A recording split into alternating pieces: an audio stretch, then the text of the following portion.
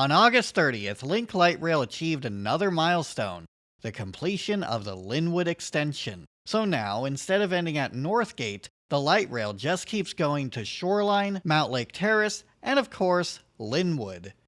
This expansion adds 4 new stations, with a 5th infill station along Northeast 130th Street coming in the year 2026. This expansion makes it possible to get from Westlake Center to Lynnwood City Center in only 30 minutes. And it also coincides with a few other changes. The station between Westlake and Pioneer Square used to be named University Street Station, but since that name was awfully similar to University of Washington and U District, it would confuse riders who weren't familiar with the area. Going forward, this station is now named Symphony Station, which is appropriate because it is also near Benaroya Hall. Signage has also been updated with station codes. Previously, pictograms were used to denote stations, and these were intended to help passengers who may have trouble reading the station names, but these pictograms weren't particularly helpful. The symbols could be misinterpreted, and some people may have trouble describing them. Numbers, on the other hand, are a more universal system. The station code is a 3-digit value, with 1 digit for the line and 2 digits for the station. Since they are in a sequential order, it's obvious how many stations away the destination is. The signage on the platform also grays out station names that the train is moving away from, which makes it easy to double check if you are on the correct platform. The station codes are a great way to improve wayfinding and accessibility. Finally, fare is no longer calculated based on distance. Previously, riders had to tap on and tap off, and fare would be calculated by distance. Now it is a flat rate of $3 no matter where you're getting on and getting off. I kind of prefer this because it does mean the price is consistent no matter the trip, and I may make a video on what kind of fare is best in the future. For now, I want to focus on the expansion and how it will transform the surrounding areas because they have already undergone a substantial change as the light rail itself was being built. Starting with Lynnwood City Center, I suspect this will wind up being one of the more substantial stations in the future. This line will be expanded further north thanks to the Everett extension, with another station being by Alderwood Mall, which is about a half-hour walk away, so the walksheds of both stations will wind up overlapping each other a bit. This is important because there is also a greater plan to upzone Lynnwood City Center and Alderwood, and this will support thousands of new apartments near not just Lynnwood City Center, but near the future Alderwood Mall station as well. The second station won't be built until 2037, which is far off, but these plans indicate that this area will be transformed into a more walkable urban village by the time it is built. Details of this plan are supposed to be finalized this year with Lynnwood's 2024 comprehensive plan, so that is something to look forward to. Furthermore, the station is next to the interurban trail. Both this bike path and the transit line could function as a good spine to build a bike and transit network, allowing people to traverse the areas within the walksheds without relying on a car. Currently, there are a multitude of developments in the works that will transform this beyond a mess of stroads, parking lots, and franchise restaurants. Right next to the station itself, Sound Transit has partnered with the nonprofit Housing Hope to construct 167 affordable housing units spread across 2 buildings at the site of this dirt lot. Just north of the station is an all too familiar abandoned retail core where big box stores have been replaced with a Spirit Halloween and a Discount Deals liquidation. Merlone Geyer Partners is working on a project that will go a long way to inject new life into what is currently an empty parking lot called Northline Village. This is a mixed-use development that will feature 1,400 apartments, 500,000 square feet of office spaces, and 250,000 square feet of retail, restaurant, and entertainment space that will be just a stone's throw away from light rail. It's going to be quite the sight when it is finished, as you would step out of the station and see something that makes it feel like a proper city center. Heading south from Lynnwood City Center, I am a little surprised that there isn't a station on 220th Street. This parcel is owned by Sound Transit, but the station codes haven't reserved a value for a future 220th Street infill station. Perhaps it is something they will consider in the future. Heading a bit further south is a station at Mountlake Terrace, not to be confused with Montlake, of course. This station has a surprisingly impressive housing development running right next to the rail line. There's even a bike path, but I must knock off a few points because it lacks proper protection. In September 2019, Mountlake Terrace City Council passed a sub-area plan that allowed for developments between 6 and 12 stories adjacent to this transit station, and this is the fruits of that labor. The station is also near a library and Veterans Memorial Park, which has a captivating nature trail. Walking through it, I want to say that this is why it is so important that people understand the relationship between density and nature. When you aren't sprawling out along parking lots, stroads, and single-family homes, you leave more room for natural settings.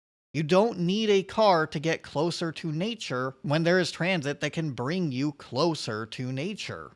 Although, if there is one missed opportunity, the trail doesn't actually lead to the transit center, even though it's right there. It's going to be quite the desire path in the future. Mountlake Terrace is expecting to double their population within 20 years, so it's great that more people will be able to enjoy a park like this. The third station along our way to Northgate is Shoreline North. The city of Shoreline has also been working to upzone, and with the light rail expansion, zoning changes that were put into place are finally starting to result in new developments. Connect at Shoreline, for example, is a massive development with 290 units.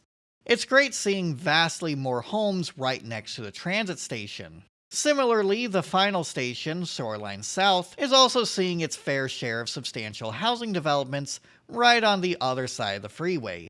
There's the Line, towns on 145th, Ziona, and many more on the way. It can be a bit awkward walking here due to the construction, though, and it's not exactly an ideal route when crossing the freeway. Luckily, there are plans to construct a pedestrian bridge which will run between two churches and an iglesia, so this should help create a more direct walk to the station. Shoreline South is also on the northern end of Jackson Park Golf Course. Interestingly enough, the upcoming infill station is on the south end of the same golf course. I have heard people suggest building over the golf course, and while I do understand the necessity of constructing more housing, I don't want to undervalue public parks and green space. I think a more exciting redevelopment would be one that densifies the surrounding single-family homes into mid-rises like what we're seeing with Connect at Shoreline, and maybe retrofitting part of the golf course into a public park for non-golf related activities. So that's the last of the new stations. It's overall a great expansion that will allow many people to live right next to the transit line, and with being able to get from Lynnwood to downtown within 30 minutes or less, these will be attractive hubs for people to live in if they want to live car-free or car-light. Of course, I do need to talk about the downsides. Each new station is paired with a public restroom, which is great because you don't normally see that kind of thing, but you do need to speak with an operator to unlock them. It only takes one bad incident to ruin it for everyone, so I can understand why this is necessary, but it would be nice if it was a solution that didn't involve talking with an operator. I also need to mention the behemoths of parking garage at some of these new stations. There's 500 spaces in Shoreline South, plus 500 in Shoreline North, plus 890 in Mountlake Terrace, plus 1,670 spaces in Lynnwood City Center. To be fair, they also serve as park and rides. King County Metro and Community Transit are restructuring various routes in order to better serve these lines. Plus, there is the upcoming Stride program, which is going to be a freeway running bus rapid transit service. I plan on talking about this in more detail in a future video, but for now I'll say that the 3 line will help connect Shoreline South to Bothell, and the Stride 2 line will travel from Lynnwood City Center to Bellevue Transit Center. This ambitious BRT project is expected to drastically cut down on commute times so they are more comparable to driving times. This should hopefully convince more commuters along these corridors to take the Stride buses instead. So even if this amount of parking isn't currently necessary, it may be necessary when the Stride system opens to the public. At the same time, Sound Transit is expecting the Lynnwood Link Extension to bring in 50,000 daily riders.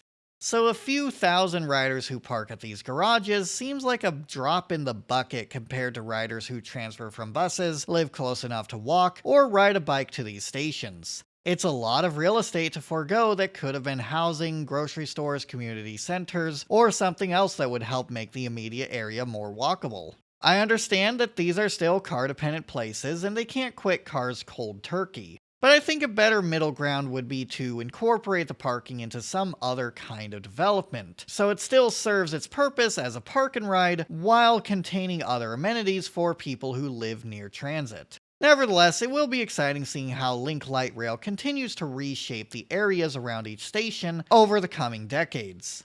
But in the short term, it will come with some growing pains. There was quite a stress test during the opening weekend. Train cars were packed with riders due to celebrations around each of the stations, and a Metallica concert on Friday, along with there being PAX West at the Seattle Convention Center over the weekend. Originally, the East Link extension was supposed to be completed before the Lynnwood Link extension, which would have boosted frequency to one train every 5 minutes in order to handle the influx of new riders. Until the I-90 bridge is repaired, there will be additional crowding, which is such a funny issue to have.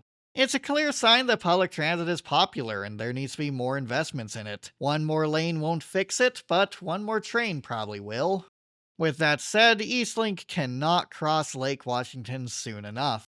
I think the main takeaway from Link Light Rail as it continues to be built out is light rail doesn't have to suck. I've noticed some transit enthusiasts complain about the system Seattle has built, saying it should have been a high-floor, heavy rail metro or perhaps some kind of S-Bahn system. Maybe there are merits to other systems, but I don't think that negates the merits of the system that has been built. I think part of the problem is they hear light rail and think of its implementation in cities like Denver, Sacramento, or Portland, and assume it's inherently worse than other kinds of mass transit systems. It doesn't have to be like that. Light rail could be a grade-separated system that allows people to quickly travel from more suburban communities to downtown city centers. It could attract impressive ridership numbers and spur plenty of meaningful developments.